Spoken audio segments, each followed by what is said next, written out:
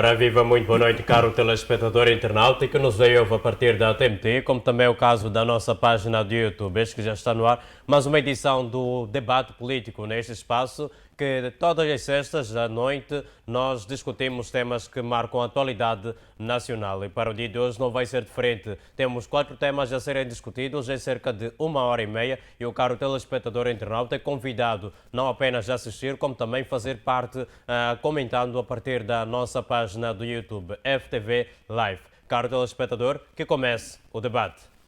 Com o primeiro tema, nós vamos falar sobre as acusações. São 5 no total que a PGR tem contra Venâncio Mondlane. Uma delas é a acusação de incitação ao terrorismo. E para começar este debate tenho comigo ao meu lado esquerdo o professor Pangaia. Muito boa noite, mas também não deixo de cumprimentar aos restantes comentadores nesta edição do debate político. Tenho ao meu lado direito o reitor Júlio Gonçalves e mais para o canto esquerdo Orlando José. Professor Pangaia, muito boa noite. Como é que interpreta esta acusação? São 5 no total contra Venâncio Mondlane que a PGR tem contra este candidato presidencial que na época das manifestações, ele que liderou, ele que esteve na linha da frente, apesar de muitas vezes ter deixado claro que não era a favor da violência, mas hoje a PGR o acusa de incitação não apenas à violência, mas também terrorismo. Como é que olha para isto? Muito boa noite, em 2, 3 minutos, os seus pontos prévios.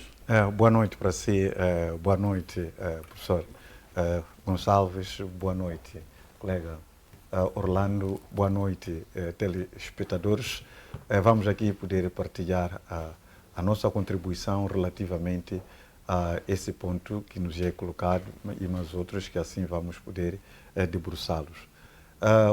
Pontos prévios. Tenho a lamentar o fato da STV ter reportado a existência de 290 mil estudantes em Nampula a estudarem debaixo das árvores. A STV fez uma reportagem extremamente interessante e elucidativa, mostrando as crianças, depois de terem entoado o hino nacional, atrás de quadros que vão buscar no gabinete da direção para poder montá-los debaixo das diferentes árvores atrás daquela escola. Olha, é vergonhoso isto. Estamos a falar de 290 mil estudantes só na província de Nampula. As crianças do ensino primário estão a estudar debaixo das árvores. Em contrapartida, temos também uma situação na Zambésia, particularmente Quelimane, onde o município de Quelimane construiu uma escola e ela é equipada inclusivamente com carteiras, mas o governo da província da Zambésia não aceita entregar aquela escola à comunidade. A escola está já erguida há mais de 2 anos, com todo o equipamento que está ali, mas o governador da província da Zambésia não está a receber a escola. E, em contrapartida, a STV também mostrou de lado as escolas, crianças debaixo das árvores. Então, eu não sei efetivamente o que está a acontecer com o setor da educação ao permitir situações desta natureza. É exortado o setor da educação, particularmente a ministra da Educação, para liberar a utilização daquela infraestrutura que foi construída pelo município de Quelimane para ser usado pelas crianças, que as escolas não podem ter cor. E foi bem ter entregue ao governo, mas que o governo, propriamente dito, não nega. Se é que isso constitui verdade ou não, mas é preciso que venha alguém do setor da educação para poder procurar desmentir isso ou não. Outra questão tem a ver com o consumo de álcool de crianças e estudantes nas escolas.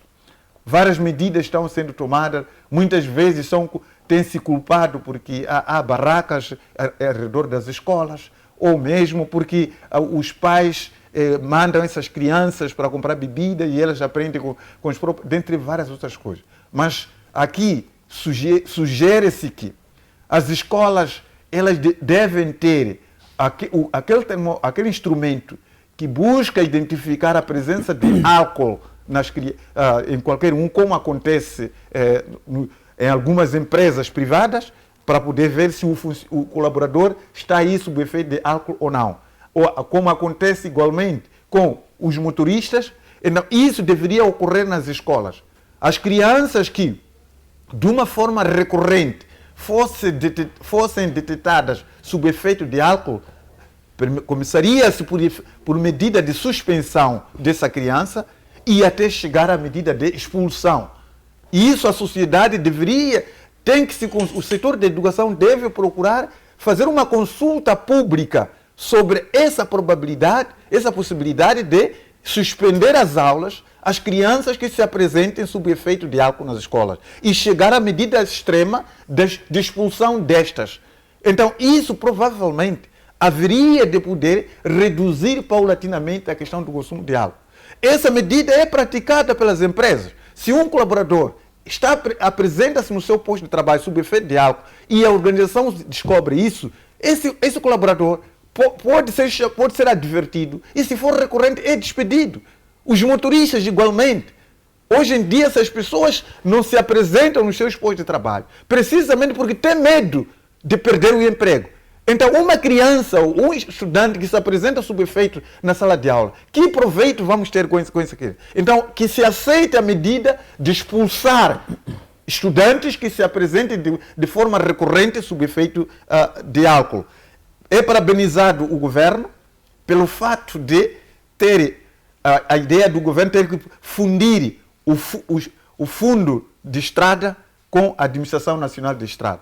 Recentemente, o governo anunciou de que vai fundir o fundo de estrada, assim como a Administração Nacional de Estrada. Eu acho que essa medida ela é salutar, porque efetivamente os fundos públicos estão pura simplesmente para albergar elites e que muitas das vezes duplicam aquilo que seria a missão, até porque aqueles que trabalham nesses fundos públicos chegam a ter melhores condições em relação aos próprios executores do trabalho. Então, a fundição do Fundo Público de Estrada com a Administração Nacional de Estrada é bem-vinda. Mas, no entanto, não é o único fundo que deve ser fundido. São vários outros fundos que estão em cada setor. Temos o Fundo de Energia, temos Fundo de Águas, temos Fundo de Saúde, temos Fundo de Educação. Esses aqui acabam pura simplesmente sendo instituições que ostentam recursos, mas que na prática não vemos o real papel dele, porque essas instituições têm departamentos ligados à administração e finanças. Então, o que mais fazem os fundos? E, para além disso, temos ministérios que se dedicam a isso, o Ministério das Finanças, o Ministério da Economia. O que fazem em relação à negociação de fundos? Por que tínhamos que criar fundos públicos em cada setor? Então, assim que começou o governo de poder fundir o fundo das estradas com a Administração Nacional de Estradas, que se faça isso também nas outras instituições. O último ponto prévio tem a ver com a arbitrariedade no despedimento de colaboradores nas empresas que estão a ter atividade junto da Vulcano Moçambique em Tete, no Moatize particularmente. Muitos colaboradores estão a ser despedidos de Moatize sem um prévio aviso. Para além disso, as indemnizações que estão sendo dadas são pífias, indemnizações precárias. Não há aviso prévio. O colaborador sai de casa, chega e é chamado nos recursos humanos e diz que, olha, já está rescindido o seu contrato. Não é assim. E, para além disso, há indicações de que nessas empresas, para além da própria Vulcano Moçambique, tem lá um grande número de colaboradores estrangeiros que não passaram pela fiscalização do Ministério do Trabalho. Não há documentação credível que permite com que esses trabalhadores estrangeiros estejam, neste momento, a trabalhar naquela empresa. É importante que a inspeção geral, a inspeção do Ministério do Trabalho, vá à Vulcano Moçambique para poder certificar se esses anúncios que vêm aí, de que há trabalhadores estrangeiros que estão lá sem documentação, essa questão da fábrica de explosivos, particularmente para além das outras, que está a despedir colaboradores sem pré-aviso, sem que haja uma indemnização prevista na lei do trabalho, então que se vá para lá para poder pesquisar isso. O governo não pode estar atado, impávido, perante essas irregularidades que está a acontecer na cidade de Moatize, particularmente nas mineradoras Vulcã e as empresas que estão dando serviço a essa instituição. Relativamente à questão do Venâncio Mondlane, olha, nós já dissemos que esse julgamento, essa incriminação tem muito a ver com a preparação da ilegibilidade de Venâncio Mondlane. Está-se à procura de todos os motivos para poder descartar na arena política a figura de Venâncio Mondlane. Então, todos aqueles crimes ali, está-se à procura de qual deles vai poder colar para impedir que o Venâncio Mondlane venha a concorrer nas próximas eleições. Porque a Frelimo percebeu que Venâncio Mondlane, na corrida, ele vai poder atrapalhar o partido. Vai atrapalhar o partido. A Frelimo não quer um concorrente que seja forte para poder estar nele. E pior que é a Frelimo, que é árbitro para que esses concorrentes estejam lá. Tendo em conta a partidarização que nós estamos a ver nas instituições públicas, que hoje todos os partidos estão a reclamar a despartidarização dos órgãos eleitorais, da justiça, dentre vários. Só para ver essa questão da justiça. As últimas eleições, 2024, eleições gerais, resultaram em 275 ilícitos eleitorais. E isso foi declarado pelo presidente da Comissão Nacional de Eleições. Qual desses ilícitos está sendo julgado neste momento? Pura simplesmente foi dito, só para dizer isso. Por que eu digo isso? É que esses ilícitos eleitorais foram submetidos à PGR. E até hoje não há julgamento disto. Então, é aí onde há a reclamação da partidarização dos órgãos. Porque se a PGR ela pudesse trabalhar numa questão de transparência, já teria vindo aqui a dizer daqueles 275 ilícitos eleitorais, quais foram os resultados que alguém foi constituído arguido em face daqueles ilícitos eleitorais. Aqueles ilícitos eleitorais já passaram para o tribunal, para o julgamento, porque como se trata isso de um anúncio público que se deu na validação dos resultados, era digno que se viesse dizer o que terá acontecido. Mas até agora, e em todas as eleições, há ilícitos eleitorais que são encaminhados para a PGR, para os tribunais, e depois anuncia os resultados, dizendo que esses ilícitos eleitorais não influenciaram os resultados. Eles serão julgados, os prevaricadores serão julgados, mas nunca efetivamente chegaram a ser julgados. Então, a questão do Venâncio Mondlane tem muito a ver com a dificuldade de poder manter Venâncio Mondlane na corrida nos processos eleitorais. Mas olha, desta vez, provavelmente, esse conflito vai desaguar numa questão internacional. Porque Venâncio Mondlane, segundo os mídias, foi contratar advogados internacionais. Advogados com muito gabarito no concernente a esse tipo de conflitos. Então, que os tribunais se preparem para poder para efetivamente haver um julgamento que vá de encontro com a realidade. Porque, caso contrário, esses advogados internacionais poderão levar este caso para outros níveis e criar situações anômalas da descredibilidade aguda da nossa justiça e do país no geral. Muito obrigado. Muitíssimo obrigado, professor Pangaia. Mas à minha direita tenho Orlando José. Muito boa noite, Orlando. Nós estamos a olhar primeiro para esta questão de Venâncio Mondlane, que recebe 5 acusações da Procuradoria-Geral da República. São acusações graves que podem dar acima de 20 anos de prisão. Há um ex-candidato que agora, digamos, que faz parte do Conselho de Estado. Qual é o impacto que estas acusações podem ter na imagem pública, como também no futuro de Venâncio Mondlane? Muito boa noite. Muito boa noite aos colegas do painel, aos telespectadores e aos fiéis da FTV. A questão prévia tem a ver com tem-se sempre a questão da adolescentes, né, que há uma continuidade do consumo de álcool nas escolas secundárias, principalmente. Essa faixa etária de 16, 17 anos é recorrente este tipo de ato.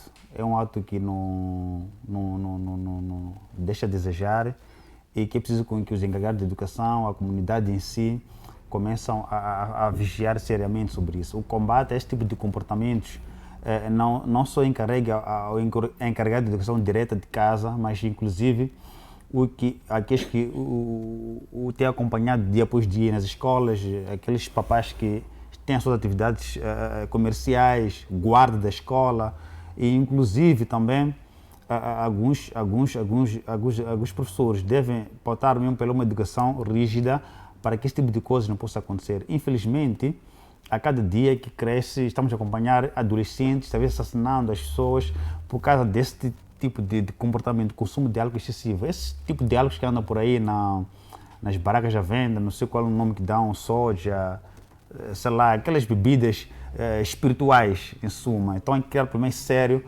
do comportamento desviado para os adolescentes. É preciso com que haja uma vigia séria e serena para que esse tipo de coisa não possa acontecer. Em relação ao Venâncio Mondlane, eu acho que a questão de credibilidade não cabe a quem é acusado, né? Não cabe a quem é acusado de que ele qual vai ser a imagem política, social, por aí tal. Não, neste momento ele é indiciado, é imputado este tipo legado de crime e que tem o seu tratamento. Tem o seu tratamento em que, no momento oportuno, né, os seus advogados, inclusive os outros interessados para trazer à tona aquilo que é a verdade desta situação, vão poder também se pronunciar sobre isso. Mas, infelizmente, no nosso país, a democracia não é tida como uma democracia no verdadeiro sentido como tal, né? Aqui há uma espécie de pensar igual. Isso nunca vai acontecer, pensar igual. E é preciso que olhasse os contextos, né? Qual foi o contexto, né, que culminou com esse tipo de manifestações? Né? Isso é muito relevante.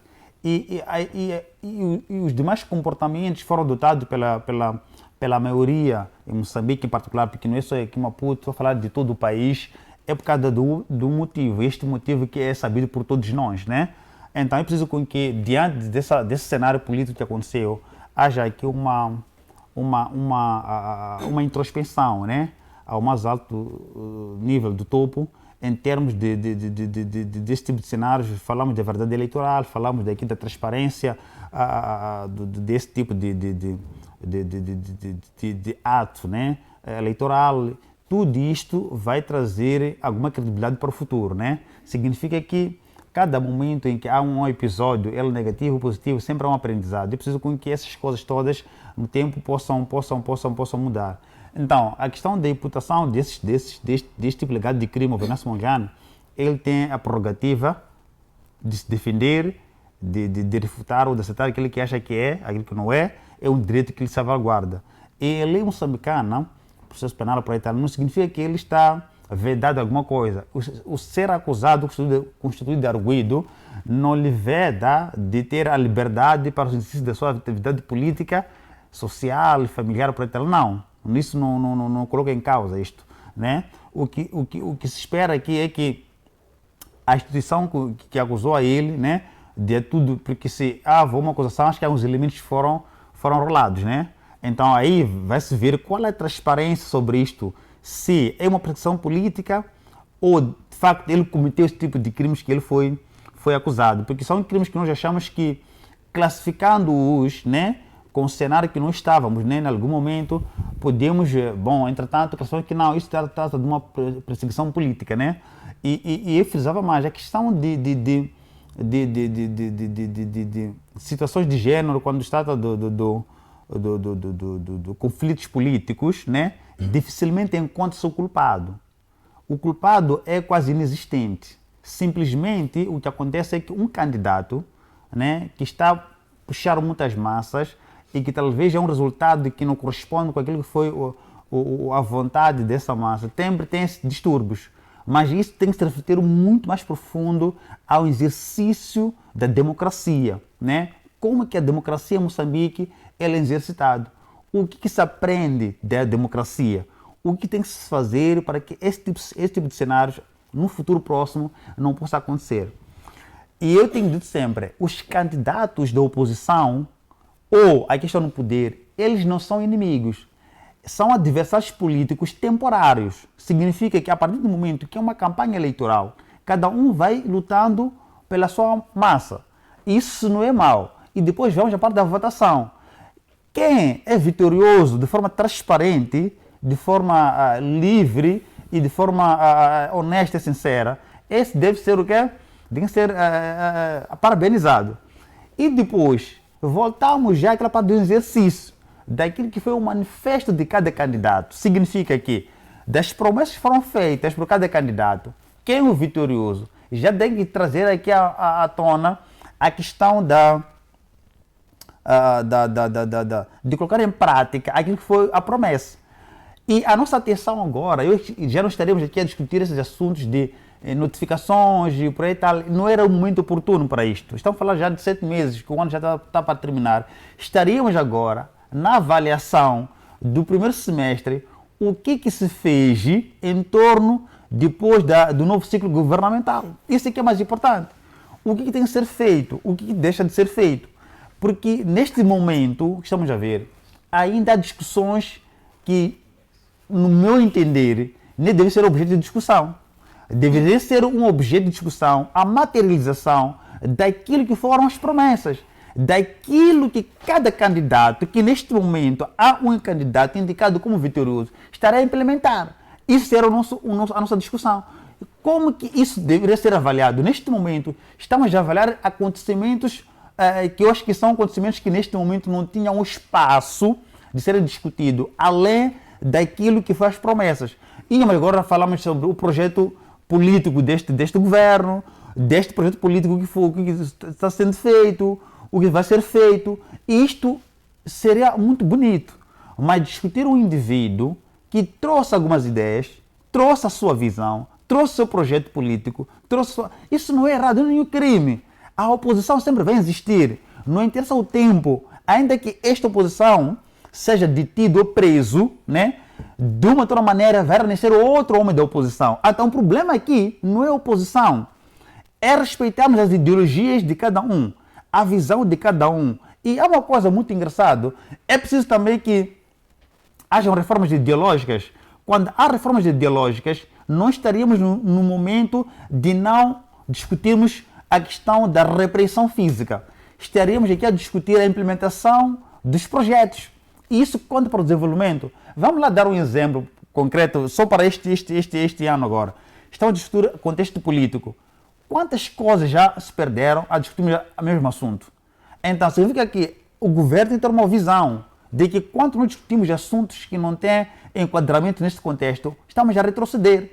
E este retrocesso é um ponto indicador do governo fraco, que não consegue assumir algumas responsabilidades sobre o desenvolvimento econômico, social do país. Então, estamos vamos lá, estamos já praticamente contando com campanha quase 11 meses, estamos a discutir o mesmo indivíduo. Olha, este indivíduo é valente, sim, mas agora temos que estamos a poder ser agora a se alavancar a credibilidade da imagem daquilo que as pessoas pensam deste lado. Então aí íamos ver que não há uma mudança. A mudança não está nos debates, não está na acusação criminal, que deixou de fazer aquilo, não. E mesmo esta acusação criminal, o que deveria acontecer era sentar agora, ver, porque vamos lá, por exemplo, Venâncio agora é acusado, mas este Venâncio, constitucionalmente, ele é membro do Conselho de Estado. A partir do momento que toma-se posse do Presidente da República, a lei infere que tem 60 dias para o Presidente da República empossar esse Conselho. E Venâncio Mondlane não espera ser indicado. Ele automaticamente já é membro do Conselho de Estado, porque já preencheu os requisitos. E esses requisitos devem ser respeitados porque é de lei. Até agora, acho que ninguém tem resposta sobre o questionamento porque até agora o Presidente da República não imposta os membros do Conselho do Estado. É uma violação da lei. E ninguém está lá, talvez, para repreender uma instituição do Estado, a PGR está em si, o Conselho Superior do Estado, a questionar isto. Por que o Presidente da República até agora não impulsou o membro do Conselho do Estado? Qual é o problema? Qual é a situação de que até hoje não há esse empossamento? Porque estamos já numa violação de lei. Não se justifica uma violação de lei. Assume-se a violação, o erro e possa-se corrigir. Então, neste momento, o Venâncio não pode ser qualquerizado. Não, é um indivíduo que neste momento tem um estatuto do membro do Conselho de Estado. Ele pertence a um órgão. E, ademais, Venâncio Mondlane deve ser acusado através de uma deliberação deste órgão. Mas não está a acontecer. Está-se a fazer as coisas de um ponto errado e isso não é bonito. Não é bonito. Ele é membro. Já passam quantos meses agora? Então, estamos a falar de violação de lei, que esta lei também, a partir de quem está no poder, não está a respeitar, algumas instituições também não estão a respeitar. Significa que há um trabalho de base que deve ser feito nesta casa moçambicana em respeito às leis e às instituições. Aí vamos ter uma nova credibilidade. Então, se olhamos agora, se a luta é descredibilizar a imagem do indivíduo através das ações de justiça, através também das falácias que a gente acompanha nas redes sociais, isto é mau, porque muitas vezes quem possa talvez ajudando para sujar a imagem a nível das redes sociais, até possa estar já cometer um crime, difamação à honra, a injúria. Isso é muita coisa que se levantar nas redes sociais. Então, para dizer o quê? O governo deve se concentrar agora na implementação. Se não há nenhum projeto, ainda temos de fazer um projeto. Se é um projeto, esse projeto tem que estar à tona e devemos olhar para o crescimento de Moçambique. Se a campanha terminou e Venâncio é perdedor, já não há nada a fazer, já assumimos que ele é perdedor. Então, o que temos que fazer é que quem ganhou agora tem que implementar aquele que é o seu projeto, porque é projeto político, para ver os países aqui a crescer. Porque daqui a uns 4 anos, vamos às novas eleições. Então, significa que se não se for Venâncio a concorrer, haverá um outro a ser a mesma linhagem. Não é assim. A democracia é um pacote muito bonito, em que o seu exercício também deve ser bonito. Então, vamos olhar as pessoas como problema. Temos que olhar a falha das implementações para serem corrigidas.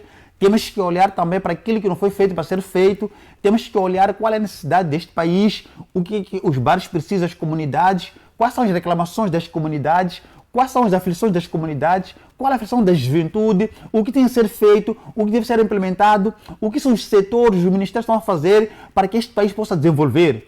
Isso sim, estaríamos a falar de Moçambique, novo ciclo governamental, nos novos projetos, nas novas implementações, para que nosso país possa crescer. Discutir um único problema durante todo o ano é muita energia a ser desgastada. E não só, mesmo as mobilizações das forças policiais, das forças de segurança, para escoltar Venâncio, controlar o povo de Venâncio, quantos litros de combustível foram gastos em relação aos litros de combustível que serão necessários para fazer patrulha nos bairros? É muita coisa.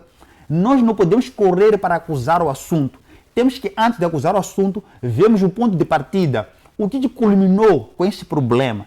Aí estaríamos a ver a honestidade, a sinceridade do ponto de partida do problema para a ponta de solução do problema. Mas não está acontecendo. Então, essa história da ladainha judicial, para mim, eu acho que é para o boi dormir, enquanto o tempo vai puxando, chegando a hora, pode o acusar, pode o condenar, ou pode condenar depois de conversar aquilo de multa, por aí tal, para com um único sentido, para talvez possa proibir esse cidadão moçambicano de concorrer nas próximas eleições. Mas não pode ser assim. Se estamos num mundo, estamos num país em que assumiu a questão de democracia, temos que respeitar. Se a população saiu a reivindicar por uma coisa, não se pode culpar o indivíduo por um problema que é bem conhecido e bem sabido as suas motivações. Então, há momentos em que não pode haver a questão de politização das coisas. É preciso haver a realeza dos factos para que possa haver uma solução.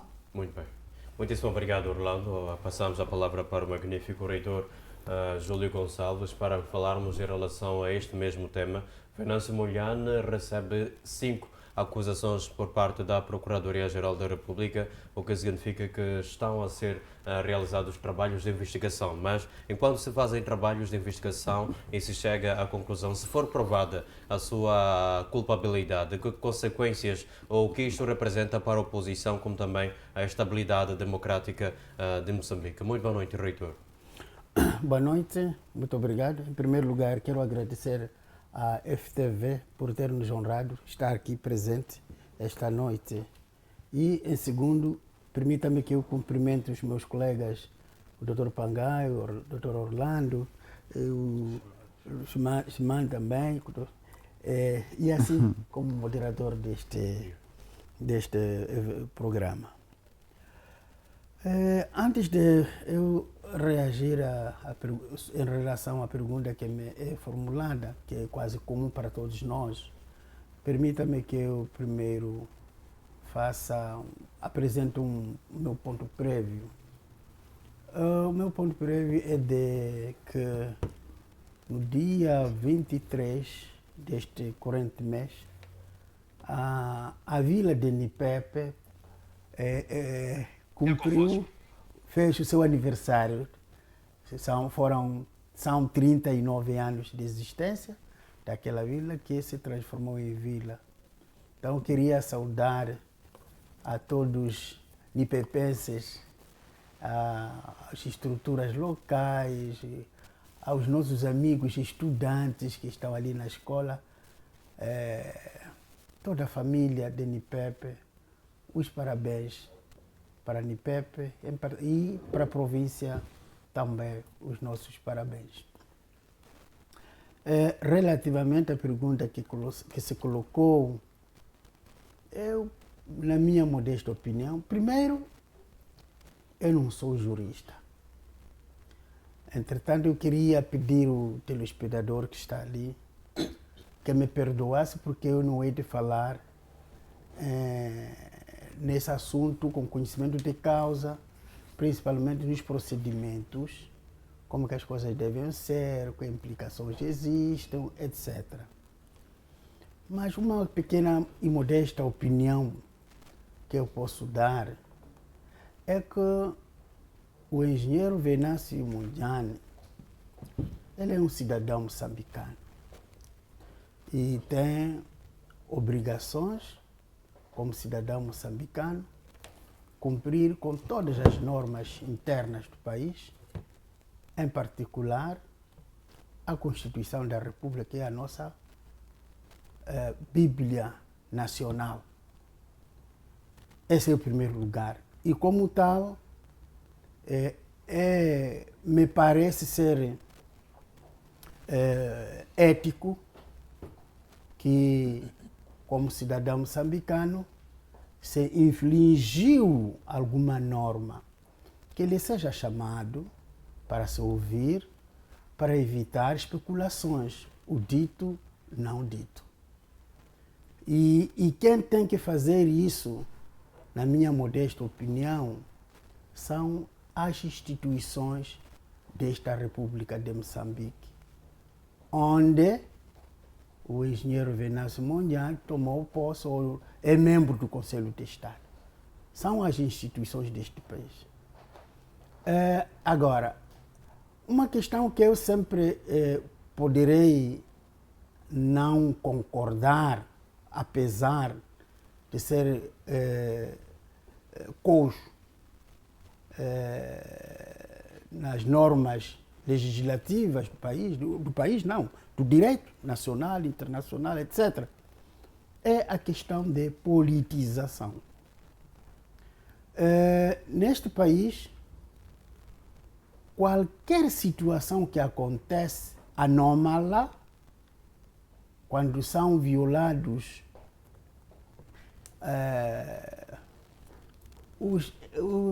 as normas básicas, são violadas as normas básicas de ética, etc. Quando, por exemplo, são insultados dirigentes do país, como, por exemplo, o presidente da República, palavras pejorativas, e quando se vai a esse indivíduo que pronuncia essas palavras ofensivas, de ataques pessoais, inclusive, logo vamos, não, estão a politizar. Então é preciso, parece que é preciso deixar que a anarquia tome o comando no país, que tudo que acontece, ninguém deve ser responsabilizado. Agora vai ser pior porque alguns são deputados, outros são membros do Conselho de Estado, todos esses são impunes. Quem tem que ser chamado à responsabilidade ou à responsabilização são cidadãos comuns, simples como nós outros que estamos aqui. Então, se fizermos isso, me parece que estaríamos a fazer uma discriminação, uma democracia que não corresponde aos anseios dos cidadãos moçambicanos. A questão de os patamares que os homens atingem é normal. É normal. Lembro-me que toda a gente sabe que até antigos presidentes de alguns países vizinhos são julgados, mas mereceram uma confiança em algum momento. Já foram presidentes, estamos aqui, fizemos fronteira com a África do Sul. Quantas vezes o presidente Zuma foi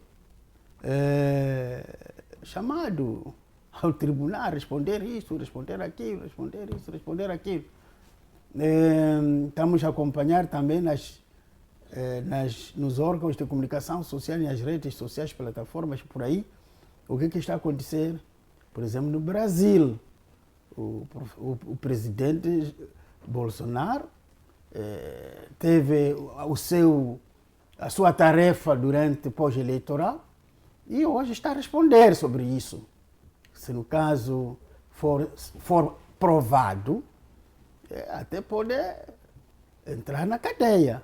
O próprio Lula da Silva, no seu mandato, também naquele primeiro mandato, teve problemas, esteve na cadeia, não sei que lá quanto, Estados Unidos, etc, etc. Entretanto, o que é que eu quero dizer aqui? Eu penso que nós não podemos vitimizar as pessoas. Não precisamos politizar as pessoas. Porque vamos deixar que os órgãos competentes julguem o que acham que devem julgar, inocente o que se deve pensar que deve ser inocentado, e se responsabiliza aquilo que for necessário para responsabilizar-se. Se fizermos assim, então estaríamos a fazer justiça social, justiça para todos, e não para uns contra os outros. E isso é extensivo. Há pouco tempo vimos nas nossas televisões o chamamento do senhor antigo comandante-geral da polícia à Procuradoria-Geral da República. Vimos também, se a memória não me falha, o próprio ministro do interior da época também foi solicitado. Então, esse momento, e por que não politizamos essas pessoas? É que fizeram alguma coisa que se achou que o Ministério Público podia convidá-las, no sentido de angariar isto, angariar aquilo. Entretanto, esse aqui é o meu ponto de vista. Eu repito mais uma vez, não entendo nada de leis. No dia que nós havemos de aqui discutir sobre os números, aí posso ter mais palavra do que isto que estamos a tratar agora. Muitíssimo obrigado, magnífico reitor. Passamos então a palavra a quem se junta a nós. Falamos de Feliciano Ximeno. Muito boa noite, Feliciano. Falamos agora sobre Venâncio Mondlane, que, como já foi cá dito e torna-se a repetir, pois importa, são 5 acusações que recaem sobre si. Mas o que se pretende saber agora, depois da pergunta em relação a caso se prove a sua culpabilidade, o que se quer saber é, caso se prove a sua inocência, que consequências é que se esperam ou deveriam recair sobre os órgãos que o acusam? Muito boa noite. Boa noite. Saudar aos meus colegas de painel e agradecer à FTV pelo convite. Sinto-me imensamente honrado por isto. Se calhar começar pelo meu ponto prévio, que vai a um pedido de desculpas aos maninhos que são os portadores de um problema de futuro que infelizmente têm agido na surdina e poucos têm dado a devida atenção a isto, que é a questão da coisificação da pessoa humana. Coisificação porque nós vamos assistindo a uma consecutiva forma de valorização dos membros constituintes do coletivo ou da sociedade. Nós assistimos a vários problemas sociais guiados por conta de limitações socialmente impostas, economicamente impostas e politicamente impostas. Por exemplo, vamos falar de um problema que age na surdina, a questão dos problemas individuais no trabalho ou na carreira profissional dos membros constituintes da sociedade. Não existe uma dinâmica específica que visa a acompanhar ou a problematizar este tipo de situação, o que deixa muito a desejar. Quanto à questão do Venâncio Mondlane, se calhar fazer uma coisa que, ao meu perceber, é muito mal vista ou mal interpretada. Uma coisa é o outra coisa é o Venâncio Mondlane sempre foi um ator relevante, um ator que todos nós acompanhamos, ao menos os atentos, desde os seus contributos na Assembleia da República, a sua participação nos meios da organização da sociedade civil, mas sempre existiu um movimento coletivo que identificou sempre a juventude. Falo, por exemplo, que a questão da marcha ou da manifestação que ocorreu pouco antes de eclodir o movimento das manifestações encabeçados pelo Venâncio Mondlane, decorreu em frente da Assembleia da República, onde estudantes universitários reuniram-se para contestar os elevados salários dos deputados na Assembleia da República, independentemente do partido político que fosse. Aqui não era uma questão partidária, era uma questão de consciência, e consciência política, coisa que dificilmente hoje se tem falado, mas é a base de todo o debate político possível de existir. Nós temos uma juventude que desconhece como é que funciona a máquina da administração pública em Moçambique. Então, como é que tu vais falar de mudanças em 2, 3 anos com um jovem desses? Não é possível.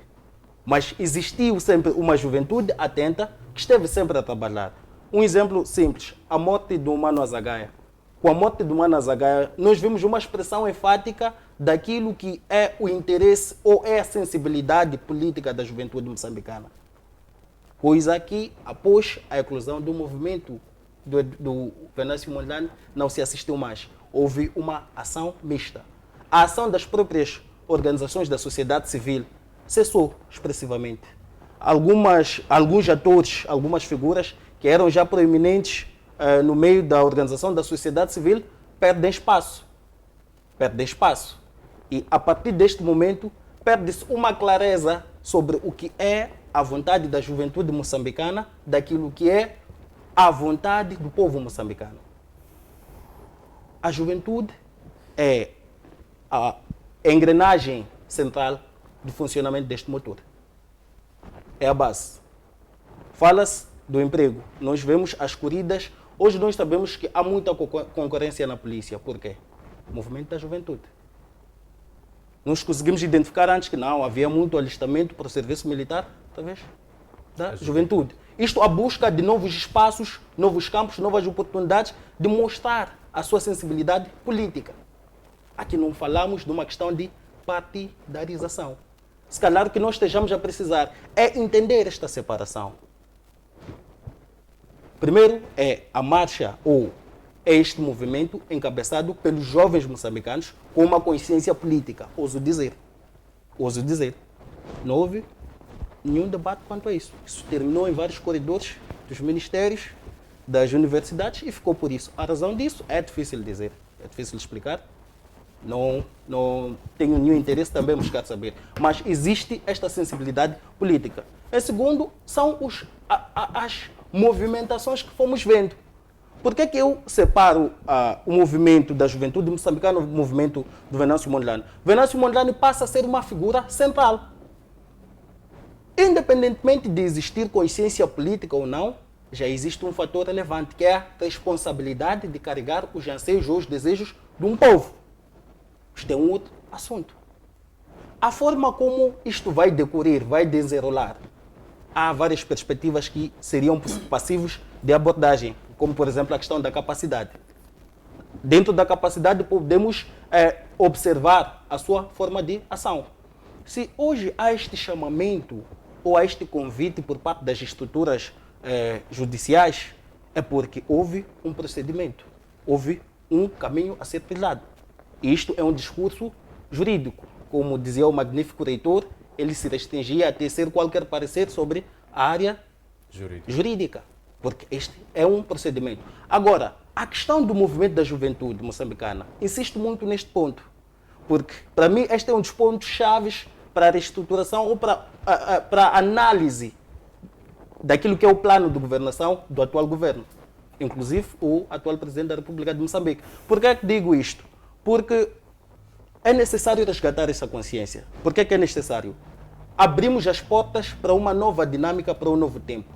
A lei não pode mais funcionar como uma estátua, como a Minerva e a sua lâmina afiada, pronta para sancionar. A lei deve passar a ser um organismo vivo. Vivo no sentido empiricamente verificável, ou seja, temos que ver na prática. Temos um novo governo eleito, temos um novo presidente. No lugar de nos restringirmos ao ad hominem ou atacar a figura ou atacar o partido, observemos as políticas implementadas. Há políticas a serem implementadas de fato no Estado moçambicano? Aí agradeço imenso o ponto que o colega Orlando José deixou aqui ficar.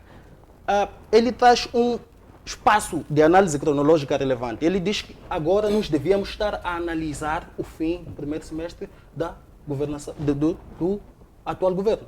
Coisa que não está a ser feita. A questão, por que é que não está a ser feita? Eis a questão. Nós conseguimos ver alguma movimentação. Política pública incrementalista ou não, temos que observar alguma ação. Para quem usa a via de Esquelene, é empiricamente verificável a presença de polícias todas as manhãs. Para quem usa a via do Compone todos os dias, sabe que podia acordar às 3, atrasava em Esquelene, porque um abençoado motorista decidia colocar a viatura no meio da estrada para interceptar o colega e aquilo acontecia sobre o olhar impávido de todos. Mas hoje conseguimos observar uma presença policial. Será duradouro? Não é a primeira vez. Sempre tem sido assim. Essa é uma outra questão. Mas a política pública tem que ser avaliada ou analisada sobre um olhar despartidarizado. Se há intenção ou há uma ação que visa melhorar a situação política, tudo bem. Vamos observar. Caso não, podemos nos restringir ao ad hominem, porque o que nós olhamos ou o que nós consideramos prioritário é a ação. E nós, empiricamente, conseguimos verificar. Com qualidade ou sem qualidade das estradas, vemos alguma ação, o que há muito não víamos. Muito bem, mas sem fugir da pergunta, desculpa, só para a Gaia, apenas 2 minutos para o Feliciano poder responder sem fugir daquela que é a pergunta. Se for provada de facto a inocência de Venâncio Mondlane, o que é que se espera que seja como consequência sobre os órgãos que o acusam? Comemoramos há pouco tempo 50 anos de independência. Eu acho que as manifestações vieram a calar. Serviram-nos de lupa para a interpretação do nível de desenvolvimento intelectual esperado do povo. A questão do Venâncio Mondlane, eu volto ao meu primeiro ponto, que a lei deve servir de um organismo vivo, empiricamente legível. Temos a sua ação que, vamos dizer, que foi fora do comum. Nunca antes experimentamos naquela magnitude. Por que a lei não pode desenvolver com vista a acompanhar esta nova realidade? Por que ainda temos que agir como se fôssemos petrificados, não acompanhando? A reconciliação é o fator crucial nisto. A reconciliação. O que for constitucionalmente entendido como um agravo, conforme dizia o magnífico reitor, a Constituição é a Bíblia da nossa nação. Ninguém é ex-lex, ninguém está acima da lei. Mas a reconciliação é um fator crucial. E uma lei não nasce do nada. Ela obedece estágios, obedece contextos, obedece necessidades. Acho que é o meu ponto de vista para não me Muito bem, muitíssimo obrigado. Caríssimo professor Panguei, sim. Sim, 2 minutos para transitarmos seguinte, para o próximo tema. Aqui temos o problema da interpretação das causas ou fatores que provocaram tumultos. E, por conseguinte, aqui procura-se encontrar o culpado que provavelmente não seja culpado. Quais foram as causas que originaram os tumultos? Nós sabemos que os jovens hoje estão à procura de uma ocupação que não têm. Sabemos hoje que a sociedade está a passar fome. Dificilmente consegue uma refeição por dia. E viram as eleições como sendo uma oportunidade para poder eleger outros cidadãos moçambicanos capazes de poder demonstrar as suas competências para poder inverter o cenário da fome, o cenário do desemprego, o cenário da pobreza absoluta. Realizadas as eleições, a sociedade não concordou maioritariamente pelas manifestações, pelas molduras que nós vimos ao nível de todo o país a contestar os resultados, mostrou claramente de que a expectativa que a sociedade moçambicana tinha de poder colocar outros cidadãos em frente desse país para poder tirar a fome em Moçambique, para poder trazer outras oportunidades à juventude, que é a maioria deste país, redundaram-se num fracasso. Eis a razão que nós vimos, seja ou não Venâncio Mondlane ter estado de frente, mas para que a moldura humana que se viu em todo o país nas manifestações pudesse aderir ao chamamento ou não do Venâncio Mondlane, porque eles perceberam, de acordo com a vida que está a levar, razão pela qual as pessoas aderiram ou mesmo foram às manifestações. Eu não estou a perceber um ser humano a ir à manifestação pura e simplesmente sem que tenha analisado ou sem que aquilo que se reivindica não lhe afete ou não veja que esteja a afetar ao outro. Então, qualquer um viu qual foi a dimensão das manifestações que ocorreram no país de outubro até janeiro, fevereiro do ano passado e princípio deste ano. Será que toda aquela gente foi pura simplesmente instrumentalizada a sair à rua e a fazer aquele teatro que nós vimos nas estradas, a colocar túmulos, a cozinhar nas estradas? Isso quase em todo o país, provavelmente 2 províncias que não houve uma grande aderência, que foi Sofala e Niassa. O resto do país, a população em geral, maioritariamente, esteve na rua. Então, será que essas pessoas estavam-se a manifestar inconscientemente por essa questão que se diz de que o Venâncio Mondlane, ele incitou a violência? É preciso analisar. É preciso.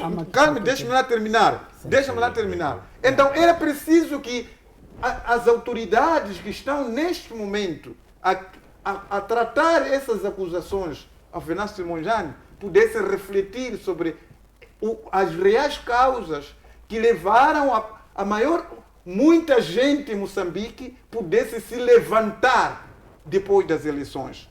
É preciso analisar isto, porque hoje pode-se pegar Venâncio Mondlane, acusar e ser provado aqueles crimes todos no tribunal, mas não será isso que vai resolver o problema das pessoas não saírem à rua para poder auditar o Estado, para poder exigir a performance, ou aliás, a eficácia no exercício das funções que eles foram incumbidos. O governo atual foi incumbido para manter a segurança do cidadão. O governo atual foi incumbido para manter as políticas públicas, gestão educativa, saúde, pudesse estar na conformidade. O governo atual tem essa competência de encontrar políticas coerentes que possam garantir uma agricultura para manter, neste caso, a segurança alimentar no país. Mas não temos isso. Então, o que se esperava que a sociedade moçambicana fizesse isto? Pegar o levantamento da sociedade moçambicana como sendo o fulcro de tudo isso é o Venâncio Mondlane. Provavelmente isso aí é aquilo que nós dissemos, que essa é um interesse de colocar a elegibilidade do Venâncio Mondlane para as próximas eleições. Olha, não foi só Venâncio. Se nós pudermos analisar o impacto das manifestações, não é só Venâncio Mondlane que poderia ser culpabilizado a isto. A própria Comissão Nacional de Eleições, ao poder anunciar, a entregar aqueles resultados com conhecimento de que 275 ilícitos eleitorais ocorreram, mas mesmo assim anunciaram aqueles resultados. Será que a Comissão Nacional de Eleições não incitou a violência ao poder anunciar resultados que sabe que aqui houve 275 ilícitos eleitorais? Não só essa questão. A polícia que matou barbaramente. Quem que mandou a polícia? Quem é o chefe máximo da polícia? Quem é o comandante em chefe da polícia? Por que não se chama o comandante em chefe da polícia? O comandante em chefe das Forças de Defesa e Segurança de Moçambique para poder responder a este caso. É isso que nós dissemos no debate anterior. Nós vimos o endividamento deste país até aos dentes e hoje está-se a pagar essa dívida. Mas ao nível do governo está o ministro das Finanças a cumprir isto. Será que o Manuel Chang, ex-ministro das Finanças, ele tinha capacidade, tinha competências de endividar o país aos níveis em que hoje nos encontramos? Onde está o chefe de governo que comandava esse Manuel Chang?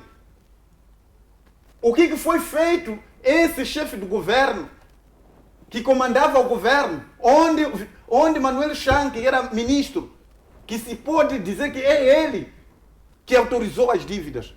É o mesmo cenário agora que estamos a ver. Mais de 500 pessoas mortas, está-se a chamar Bernardino Rafael, que é o comandante-geral. Bernardino Rafael respondia ordens, respeitava a ordem do comandante em chefe. Por que pegar Bernardino Rafael e deixar, neste caso, o seu comandante em chefe? Por que pegar Manuel Chang e não pegar o chefe do governo? Quer dizer, estamos a pegar pessoas na periferia para poder julgar e o caso terminar assim. Isso é brincadeira que está a acontecer. Obrigado, professor Pangaia. Magnífico reitor. Em apenas 2 minutos a sua intervenção. Eu sei que levantou a mão. Sim. Uma coisa muito simples e modesta. É o seguinte, eu penso que num mundo como as coisas estão, há aspectos que nós temos que analisar, porque nós somos influenciadores de opinião para aquela pessoa que está ali. Quais são os aspectos que nós temos que fazer ver? Nós temos que ser capazes de que o desemprego em Moçambique apareceu com a mudança do sistema político-econômico, com a economia de mercado. Esse é o primeiro aspecto. Porque tanto eu, como o Dr. Pangai e tantos outros senhores que estão lá em casa, nós não conhecemos, quando estávamos a estudar, nunca fomos desempregados. Portanto, a economia era centralizada. Houve uma opção política internacional de que os países devem mudar objetivamente os sistemas.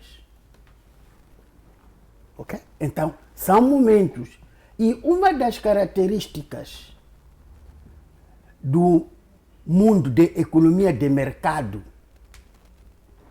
violência, desemprego, entre outros aspectos.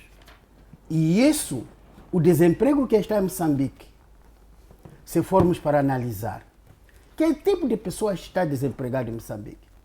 Havemos de encontrar nível muito, em termos de conhecimento científico, muito relativamente baixo.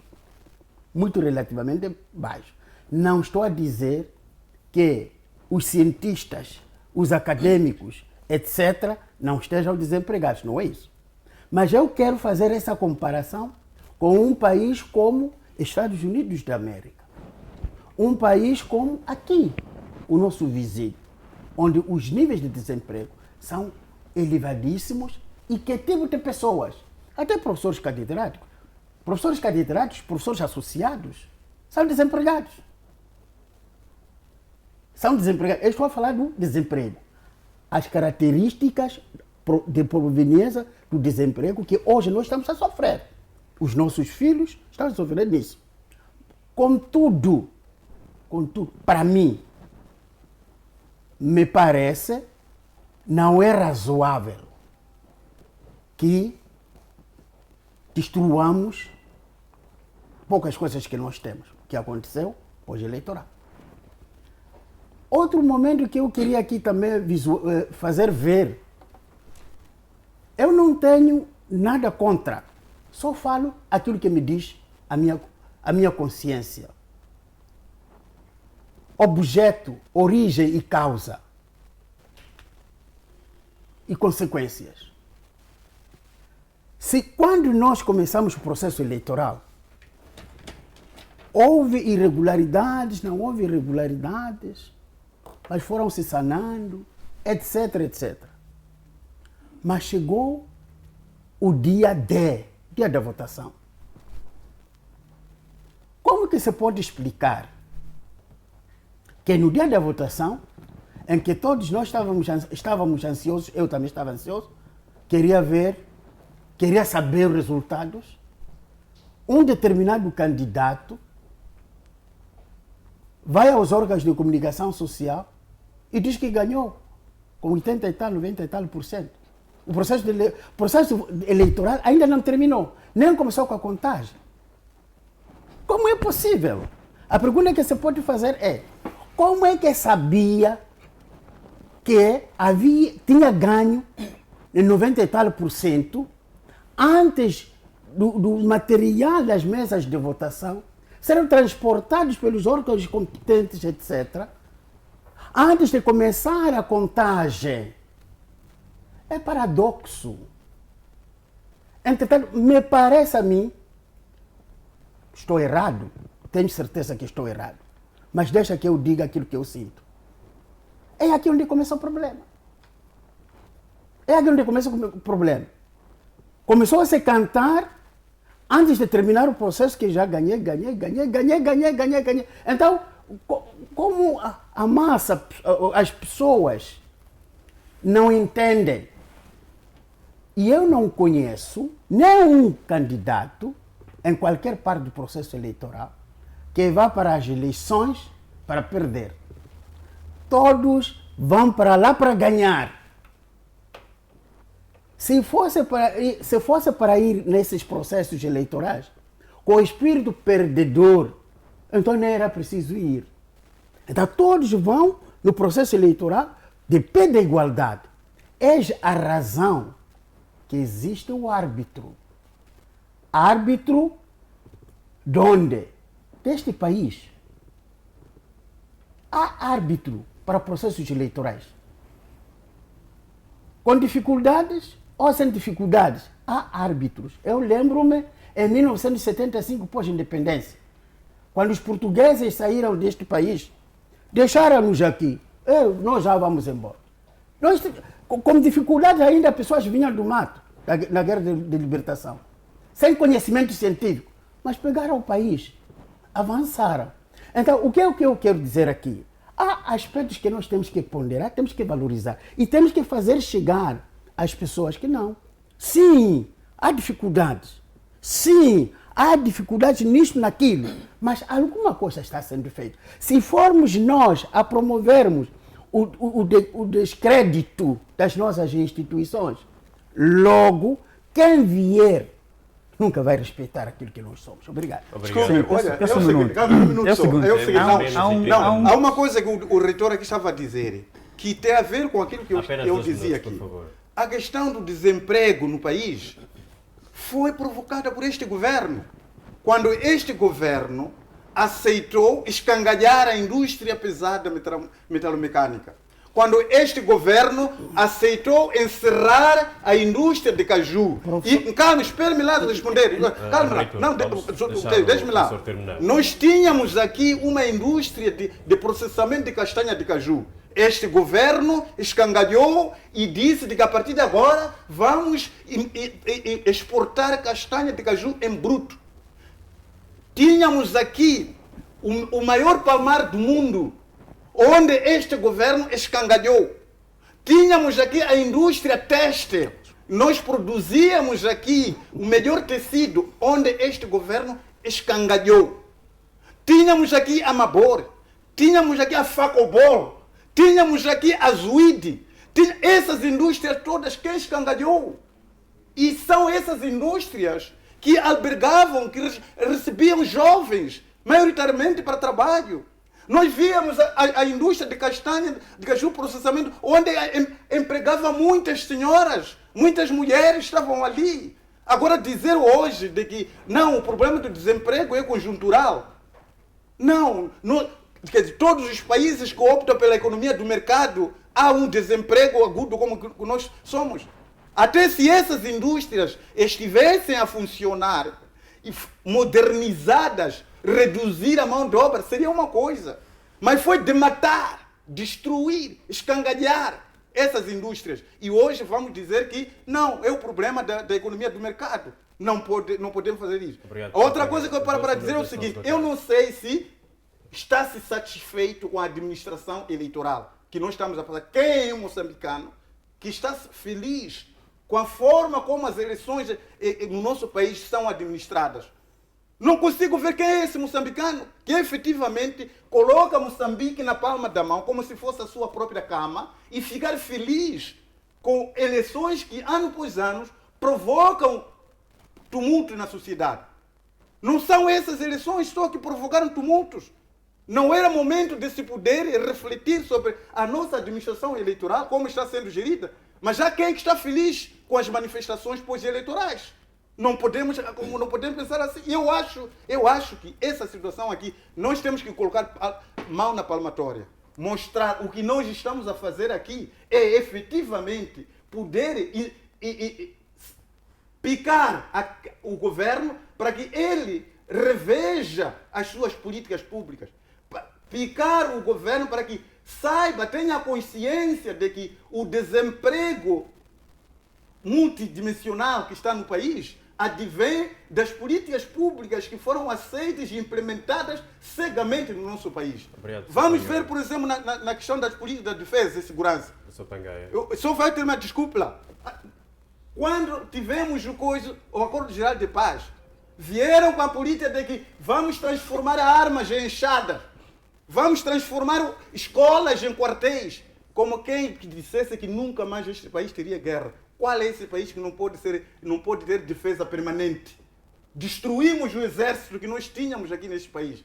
Tínhamos os comandos, tínhamos os nhangas, tínhamos um exército de qualidade. Na Força Aérea com MiGs, entre vários outros. Mas depois do Acordo Geral, esse governo mesmo entendeu destruir o exército, chegar até as tangas. Hoje, por exemplo, quando falo sempre em Moatize, o maior quartel que existia na província de Tete, em Moatize, as instalações foram transformadas em escolas, por preguiça de construir novas escolas. Então é isso que nós temos que estar a não dizer essa realidade à sociedade, para que a sociedade fique a consumir essas desculpas de que não, há uma coisa que tem que se perceber aqui. Se a Frelimo não pretende mudar o governo, pegue outros quadros dentro do próprio partido Frelimo para poder apresentar suas competências também. Pare dessa situação de andar a pegar os mesmos quadros desde 75 para cá, a poder levar os processos de administração do país. A Frelimo tem muitos quadros lá dentro. Por que esses outros quadros não são dados também oportunidades para poder mostrar as capacidades que tem? Já que não quer mudar a governação de um partido para outro. É uma coisa, não está a ter amor aqui com o próprio país. O país não está a ser amado. Mas há uma questão, desculpa, o professor Pangai. Apenas 2 minutos para darmos Sim, também a sim, palavra sim, ao sim, Orlando, sim. como também O ao professor Feliciano. por favor. Pangai. Eu penso que você, como professor, Chimene. há aspectos que está a pontapear. Na sala de aulas você não pode falar isso. Não saber forças produtivas, forças de força maior, aspectos que são objetivas. Força Quando maior chega- destruir a indústria. Sou Pangaia. Quando chega um momento de acordos, por exemplo, acordo geral de paz,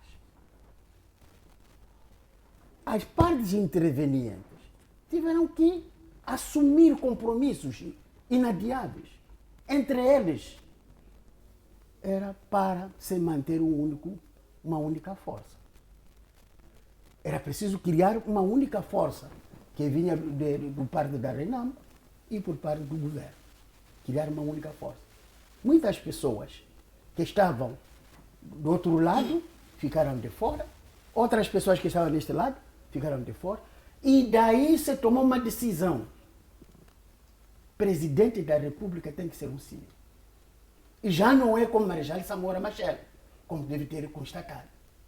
Então, são aspectos muito básicos, que um professor tem que saber. Mas justifica a destruição do exército. Entretanto, Justificou isso, a destruição do exército. em relação às fábricas, por favor. em relação às fábricas, essas fábricas que o professor está a citar, seria razoável explicar aos seus estudantes que, olha, quando entra Acordo Geral de Paz, houve outro compromisso com o FMI. E essa questão do FMI, o Banco Mundial, são aspectos obrigatórios. Quer dizer, tu não tinhas naquele momento nem outra saída. Era uma imposição, quase que era uma imposição. Porque, olha, para nós podermos avançar assim, de terminarmos a guerra, terminarmos fazermos aquilo, era preciso fazer isto. Era um plano. Mas tudo isso, esses planos todos, vieram de onde? Do Ocidente. É isso que nós temos que saber. Temos que dizer àqueles estudantes ali. Muito obrigado. O reitor. Precisamos, Orlando havia mencionado. Orlando, Sim, por favor, 2 minutos para cedermos a palavra ao Chimene também. Sim, é o seguinte, eu creio que se falamos de 50 anos, falamos de um jubileu que teve os seus aspectos, né, circunstanciais, históricas e suas marcas. E com o andar do tempo, isto acaba não tendo mais sentido hoje em dia discutirmos assuntos de lá, porque estamos agora numa evolução cognitiva e democrática. E há temos novas tendências. É por um caricato, estamos a discutir aspectos que, no meu entender, já não dignifica esse crescimento, esta evolução.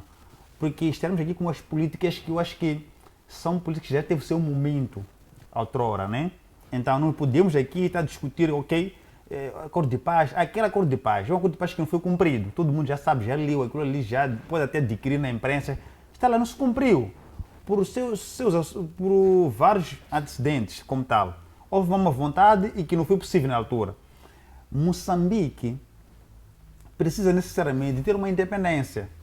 Essa independência financeira vai colocar os moçambicanos a ter uma autonomia de pensamento e de sua aplicação. Enquanto isso não for, será difícil. Mas para isso possa acontecer, nós queremos que tenhamos dirigente comprometido. Um dirigente que olhe uma nação como se fosse a própria residência, que quando está a ser invadida, não apanha sono. Mas se colocamos a própria nação como uma espécie, é minha vez. Quando for a sair, quem vier vai dar continuidade. Aí, todos os anos, vamos ter um governo, vamos ter novas pessoas, vamos ter pessoas até velhas, que isto não avance. Causa e efeito. O que está acontecendo? Qual é o dilema? E qual é a possível solução? Esse temos de discutir. Porque discutir história, discutir factos históricos do passado, anima. Mas o mundo hoje é global, há uma tendência de evolução. Então, estamos a dizer o seguinte, 50 anos para trás, teve todos os assuntos, mas de 50 anos para frente, quais são os desafios? O maior desafio em Moçambique, para que tudo possa mudar, está na área financeira. O que Moçambique tem que trazer como estratégia para sair dessa situação?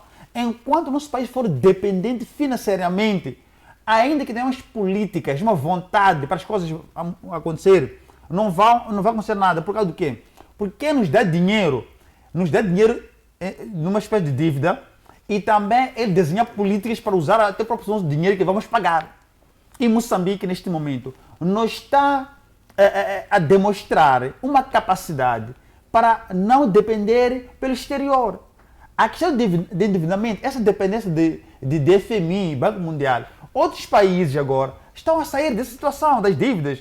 O grande problema nas políticas públicas é o dinheiro. Moçambique vai endividar mais dinheiro para pagar salários, para pagar luxo dos dirigentes. Não pode. Temos que ter Moçambique financeiro para criar indústrias, recuperar aquilo que era necessário e fundamental para o crescimento e desenvolvimento econômico. Não está a acontecer.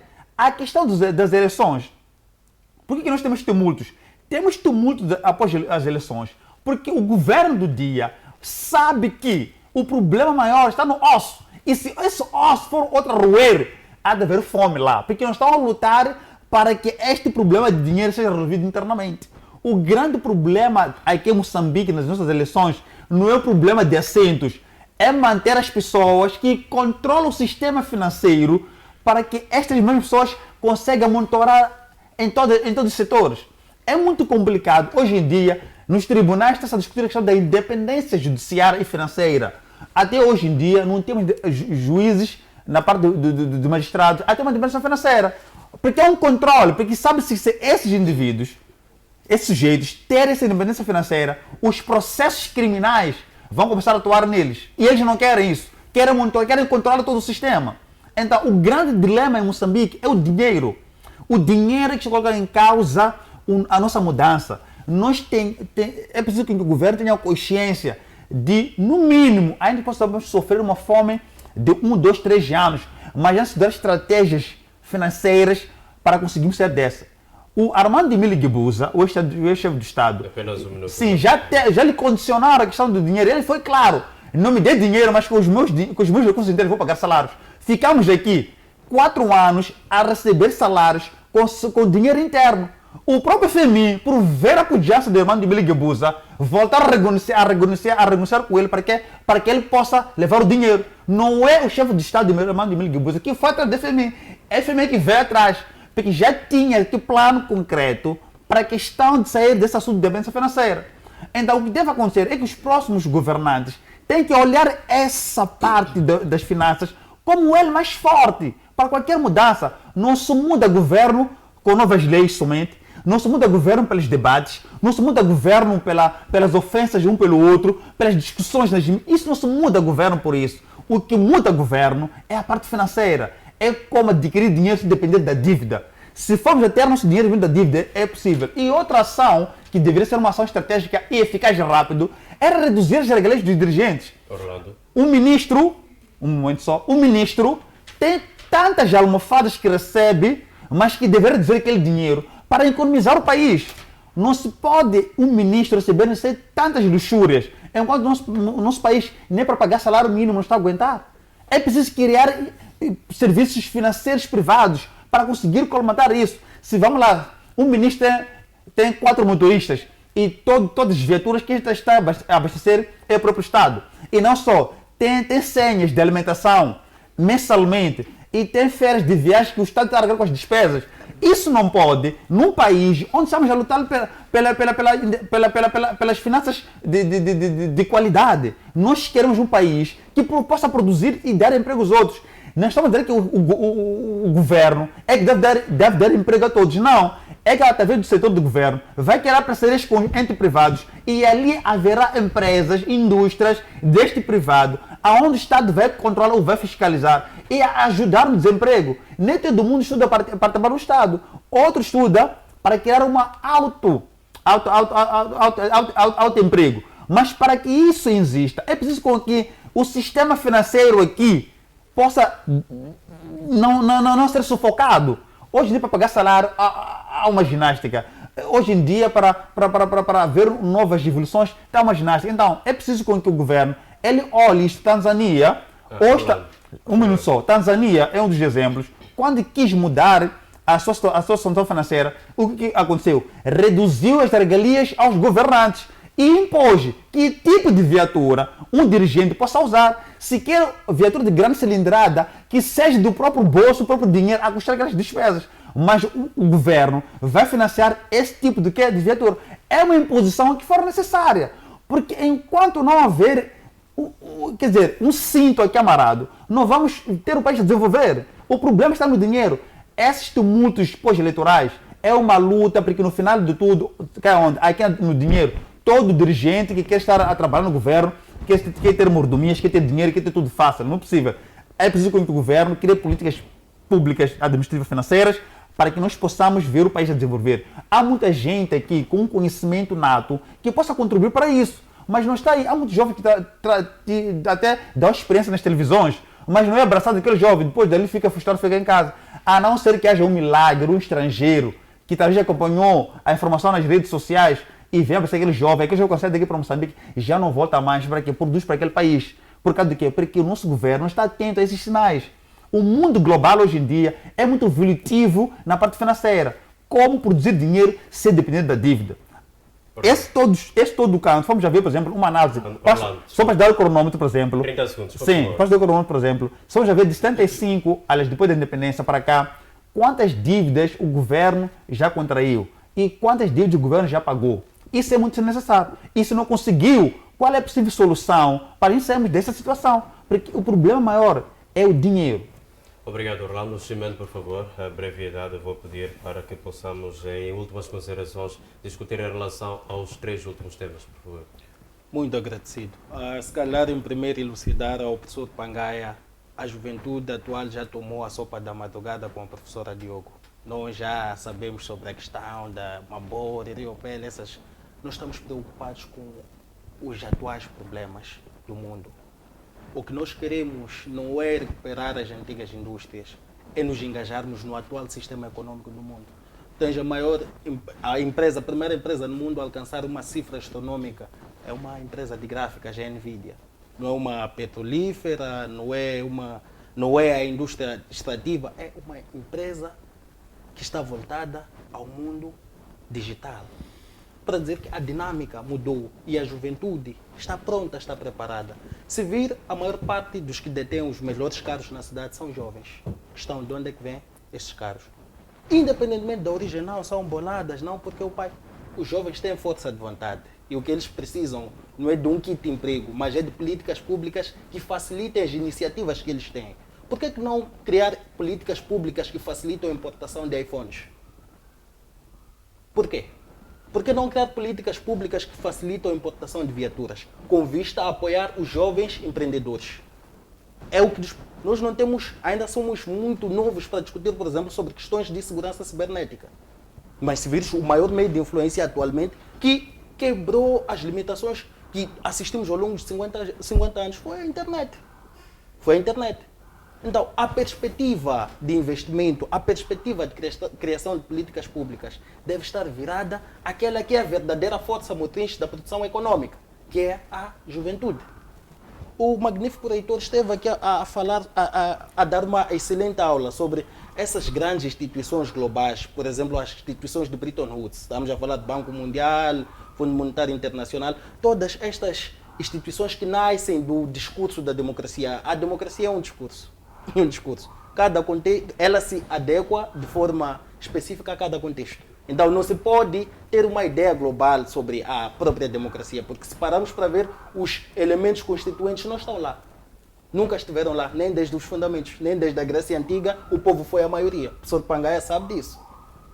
Então por que no contexto atual assustaria o termo povo não incluir a maioria ou a população? O que está em causa é o efeito da política pública, que é a arma do Estado.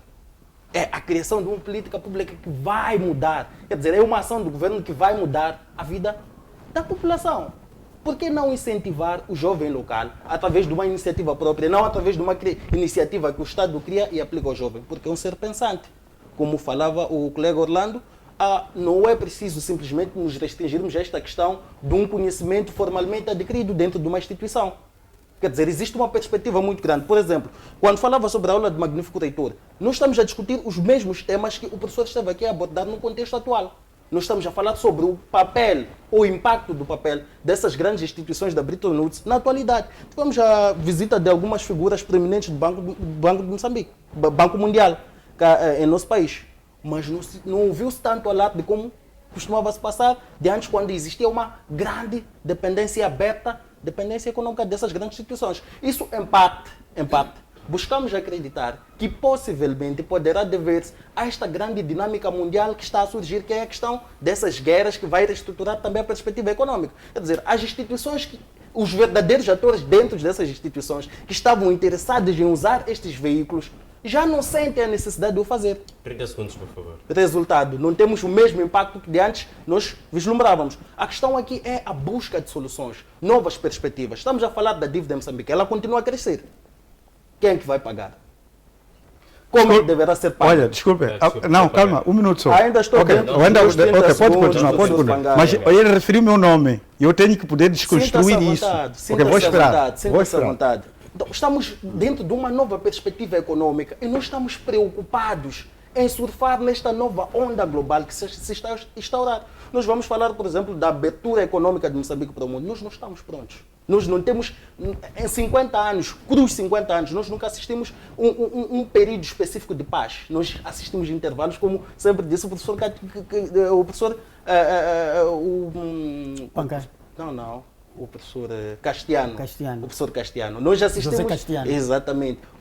Assistimos intervalos de conflitos. Então, a questão é buscar adaptar-se a esse novo contexto, a esta nova realidade. E a juventude é a força para isto. Muitíssimo obrigado, Sim, vai poder juntar. Não, um minuto, espera lá antes de Eu vou te responder. É o seguinte, o que está acontecendo. Eu também tenho o direito o que está acontecendo no país neste momento, da antena. o que está acontecendo nesse país agora é que não temos a produção e produtividade. Sim. E a produção e a produtividade nossa é que ia nessas teorias que o jovem agora está a colocar. Temos neste momento, primeiro, é o problema da fome. Todas essas teorias cibernéticas que você está a falar, não há nenhum ser humano que vai avançar para lá sem que mate a fome. Espere estão lá. A alimentar as famílias através de negócios no WhatsApp. Não estão na machamba. Espere. É o seguinte, as o país sobrevivem através de negociações na internet. O país tem que produzir seu próprio alimento. Não é ir buscar. O país não pode ser consumidor. Veja o que aconteceu há pouco tempo em Burkina Faso. Abriu-se um canal a partir de um rio em que foi estender-se em zonas onde não havia água. E a produção, neste momento que está hoje, Burkina Faso negou doações dos alimentos. Até a população odeia de poder comprar. Eu convido o professor Pangaia a ir ao Zimpeto agora. Eu convido o professor Pangaia a ir ao Zimpeto, não ao Burkina Faso agora, para ver a quantidade de repolho que está podre. A quantidade de pimento que está podre. Por que não apoiam os pequenos agricultores que todos os dias produzem com os seus próprios fundos, estão a morar em zonas recônditas, compram as suas viaturas, tiram a sua produção e vão vender no mercado dos grossistas de desemprego. Não há fome, Moçambique. Ainda devem competir com o mercado sul-africano. Eu estou a perguntar. Por que não há incentivo a esses pequenos agricultores? Quem que deveria fazer esse incentivo? Construção de estradas. Quem que deveria fazer isso? Construção de infraestruturas que lhes permitam chegar até Quem deveria fazer isso? O professor Pangaia que está Não, mas eu estou a perguntar quem devia fazer isso. O professor Pangaia diz que eu falo de teorias, mas eu te estou a apresentar um caso.